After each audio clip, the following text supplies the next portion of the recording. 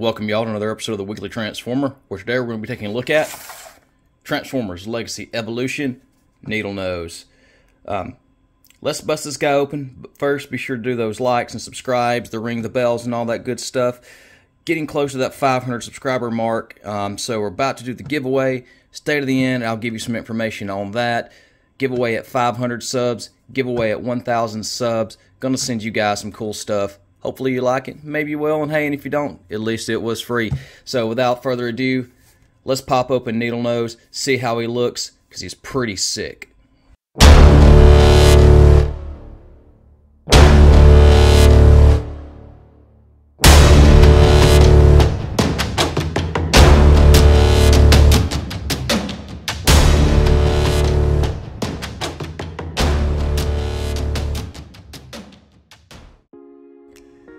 So what's better than a transforming robot? A transforming robot with a gun that transforms into a robot. But what's better than a transforming robot with a gun that also transforms into a robot? A transforming robot with two guns that transform into a robot. And that's what we have here with Needlenose. This fella is a double target master. Creative name, right? Having no exposure to Needlenose, I was pretty ambivalent to him when he was revealed.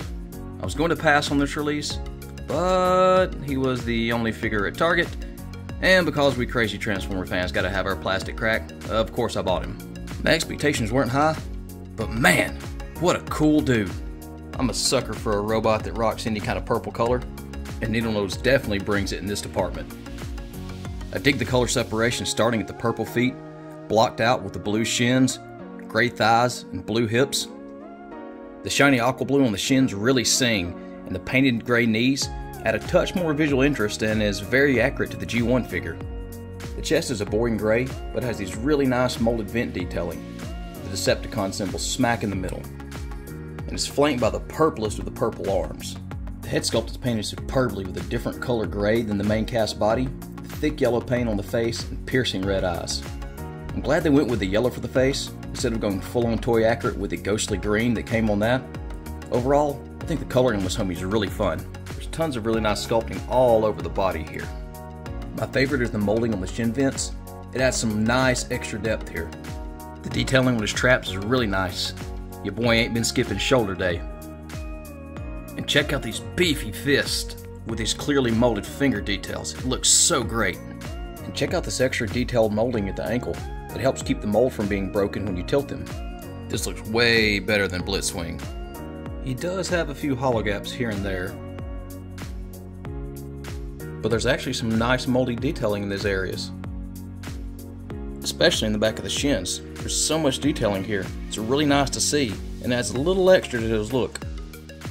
Heck, there's even molded detailing inside the chest that's only seen during transformation, and that's pretty neat. It really goes a long way to make this figure look so much better.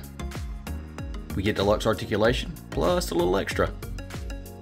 Head 360 on the ball joint that gives a bit of a side to side and an up and down, a feature I always love on any figure, especially deluxes.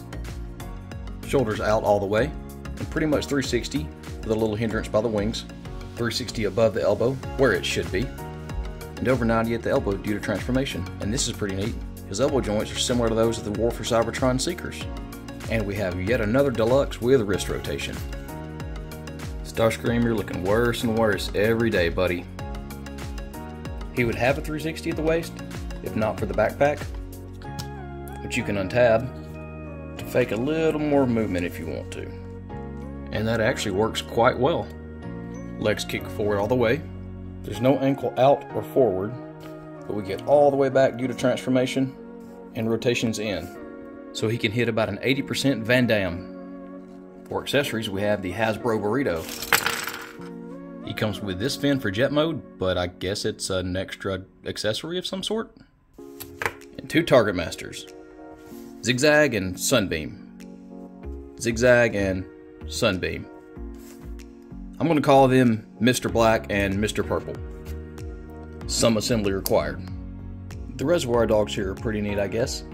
Just little slug figures with hingy weapons on top, just like the G1 toy. Mr. Purple is cast purple with some white and red paint on him. He's got a nice little gauntlet and a gun over here. Mr. Black is actually also cast purple and painted with some thick black and yellow paint. He has a little molded shield and a little molded arm blade, I guess, so that's pretty cool. Flip their backs down and they become guns. Peg them together and they become a bigger gun. Or add in the tail fin, because why not? These become an extra booster in jet mode, so let's hit a transformation and check it out. Transformation for Needlenose is very simple, I mean dead easy, and it takes way longer to clip something out, so I'm just going to do this one live. We're going to rotate the wrist around, or the elbows around. We're going to clip into here like he's doing some muscle man posing. We're going to just open the chest down real quick. We're going to flip the head down. We're going to rotate this up, rotate the arms in. If I can do this, boom, and push out like that. We're going to take the legs, rotate them around a little bit here, rotate them around a little bit here. Oh, got to get those lined up. Right, we're going to come around to the back of the jet. This is going to untab from here a little bit. Let's get a little untab going there. It's pretty tight. So, come back like that. Then we're going to take the nose of the jet and we're going to come down with it. Of course, let's close that chest up. Let's pull the feet around, and then we're going to pull them in like this. And there's just some tabs back there. Go in like so. And then the wings are going to come down. Sure them up a little bit here. Come on. There it is. Dead simple. I mean, you don't get a deluxe transformation that easy nowadays. Honestly, I like this jet way more than I thought I would. This is really just an update of the G1 toy, and is almost identical as such, except for the back fins here on the stabilizer. And I'm wondering if these are molding for something in the future. I have a crazy theory. Stick with me here. They made this tail fin removable for some reason. We've gotten a few Master Force characters lately. Skullgrin, Iguanus, Bombburst, and the soon-to-be released Metal Hawk. The design team really seems to be pulling more from Master Force characters, and I know Evan is a fan. The front of Needlenose can be flipped back like this. It's not a perfect match, but it makes me wonder, could we get this a retool, redeco into Hydra maybe? There's a ton of detailing and lines on top of the jet, and a really nice engine that's blast effects compatible. I love the shiny paint on the wings. It would be great if Hasbro would do more of this. I think this accomplishes what the Titan's Return or Power of the Primes was trying to do with stickers, but way more effectively.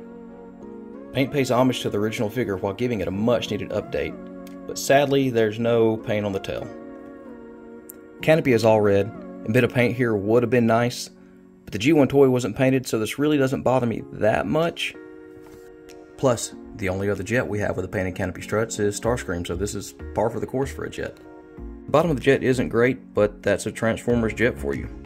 I'm not really sure how they would have done a better job. I'm sure some third-party company could have done better, or maybe an MP, but Jetformers always have a whole robot hanging underneath them. And sometimes they have a whole tank hanging out on the bottom of a jet, so a little bit of robot mode doesn't bother me that much. In jet mode, Mr. Purple and Mr. Black can be pegged underneath the wings, or can be combined together and pegged underneath to give Needlenose an extra booster. I kind of don't like the look of this, but it is nice to add a little bit of extra playability to the figure. All in all, Needlenose was a great surprise to me. A figure I couldn't give up about when announced, that turned out to be really dang good. Like I mentioned, I'm doing a giveaway at 500 subscribers, so here's what I need you to do. 1, like this video. 2, subscribe to my channel. 3, send me an email over at theweeklytf@gmail.com. That's theweeklytf@gmail.com with your username and a screen cap showing me that you subscribed and you liked the video. As soon as I hit 500 subs, I'll start the giveaway. I'll have about a week for people to enter. After that, we'll see who wins. It's just a little something, nothing big, but a figure that I think is really fun, that I think some of you guys may have passed on, but that you'll like. Once I hit 1,000 subs, we're going to do this whole thing again. I'm going to give away something a little bit bigger. And then when I hit a few more, I've got something really nice to give out. Thank y'all for watching. Y'all have a good one. Happy hunting, and God bless.